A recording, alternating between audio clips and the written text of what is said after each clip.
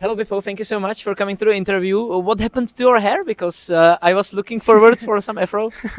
I decided to get a cut. You know, that's whenever I'm in a good mood, and I don't know. It's just like a little extra. You know, just making sure I look good and I look fresh, and I'm ready to show a new self. You know, a new side of myself when I go on the world stage. I want to make sure that everyone sees how much my preparation.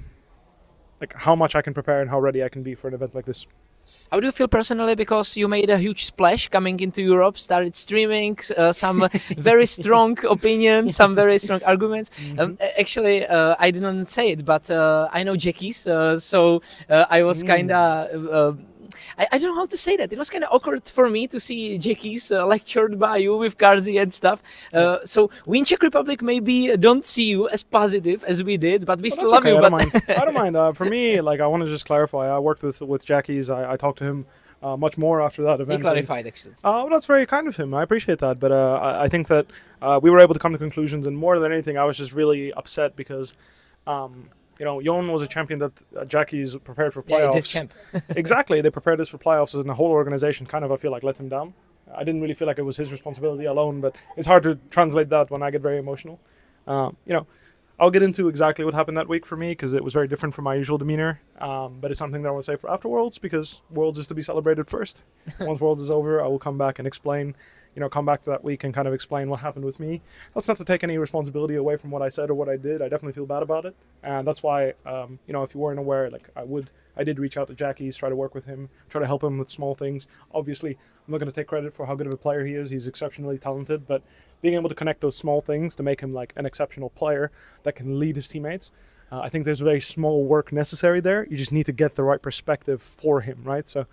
Small things where he's just communicating with his teammates the way he communicates and lets people know, like, I want you to do this for me specifically so I can do this. Creating that bond between him and his teammates is something that that is kind of where I felt like people weren't working hard enough in Europe. We are actually happy because you know, you are pushing forward, so it's kind of you. Just my way of doing it was bad. I agree with you 100%. I was very emotional and I regret that, but like I said, like for me, like such a talented player, I can see it as mechanics, I can see it in the way he plays. Like he needs to do such small things to make sure that everyone else is on the same page as him. And for me, hard work is not just using your tools to improve; it is also using the tools of the people around you, right? So when the jungler has tempo, when the support has tempo, like how can Jackie's utilize them to get the most value out of his lane? And this is why Caps, for my opinion, has had such a huge grip on Europe for so long, is because other mid laners never took it upon themselves to do it as consistently as Cap does. Like Caps, sorry, when I was playing with Caps in 2018, he would call Hilly mid, Broxa mid, like this constantly. Anytime there was something necessary, he would make sure they come.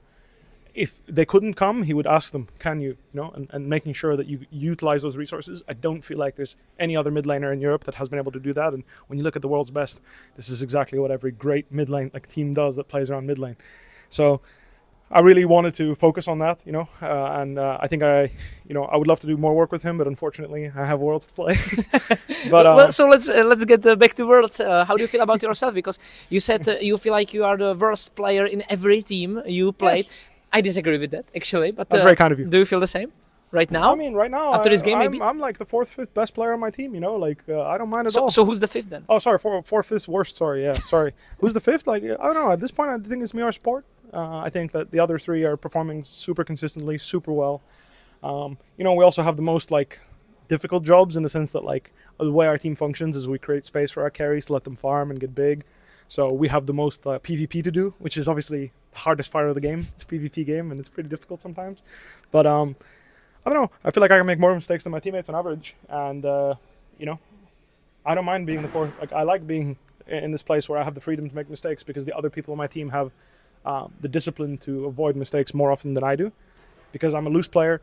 I like playing the game. I like playing the man sometimes, you know. Like I like playing the enemy team. I like, you know, making them like really. Sound fits that actually. It does, yeah. A lot of people want to come to my when I get in their heads and they come to my lane, it's usually a bad thing. So it definitely fits that, and that's my style. You know, just draw as many people to me and give my teammates the freedom to play. And when I'm playing with teammates that make very few mistakes, like this year, you know, in the past in Fnatic, that's when I shine because even though I make mistakes, I make up for it by making sure that everyone else has the space to play the game.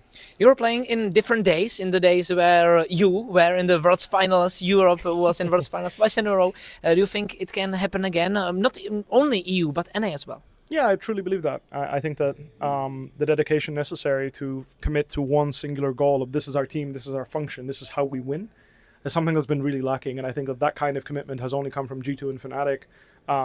Over the last 6 years in Europe, it's only come from, I mean, in NA, honestly, I never really felt that way when I went to Worlds and played against NA teams. I never felt that, but now as FlyQuest, I feel like we'll be able to show this kind of dedication to our team and the players on our team, and I think that that's a really powerful thing. I really believe that. I think that, you know, back when you think of the G2 and Fnatic that made it to a finals, like, you could really, you know, as a fan, you could close your eyes and imagine how those teams would win. Yeah, yeah. And that's dedication to the best players on your team, you know, where all the players around them play an important part. And that's why I don't mind being the 4th best player on my team, 5th best player on my team. I don't mind being the worst, because I dedicate myself to what my team needs to be victorious. And even if that's, you know, the dirtiest job or the least glorious job, it may be the greatest mindset, though. I think it is, you know, and I think that a lot of teams, they suffer from, you know, they have such great star players and they just don't have players that are willing to, you know, throw themselves on the barbed wire, you know, like, just get in there and just get it done no matter how it's necessary. I think that that's one of the reasons why so many of the European fans loved me and Hilly for so long playing together, because we were the first to jump on the barbed wire, and we never regretted it, we never hesitated. Yeah. We would always make sure that our best players, Reckless, Caps, Nemesis, always were in a great position to carry the game and carry us. I was especially the one who was loving it, so thank you for those years. And for the last question, it's obligatory. Do you think NA this year is better than, or maybe better than EU? I would like to see some more games before I make the statement. We may also have to play G2. I think NA is better than EU, except for G2. Okay, well, that's kind of standard answer, but yeah, I got it. I mean, it's not just standard answer. It's like, I think we're 50-50 with G2. I think both teams could take a win. I definitely think they're a strong team, but I'm very confident in my team, and I think if our preparation is good, this is the beauty of Worlds for me. You know, a lot of teams look at Worlds like, what makes it so magical from a professional player standpoint is you've got a whole year of games and habits. Yeah. And when you prepare a draft, you prepare the bans, you prepare your gameplay strategy, your level 1s, whatever it may be, everything combined matters, because you have so much information, such a big blueprint of who the enemy team is. And usually the best way to win is to stack up your blueprint against the enemy team, and that's what makes it so exciting. It's just your team against the enemy team, and in every way possible. Love your passion about the game, about the sports as usual. Thank you so much, and I hope you will clash with G2, so we will see. Thank you very much. I'd like to clash some other teams maybe, but I'm down. I'd fight G2, I don't mind. Thank you, and good luck. Thank you very much.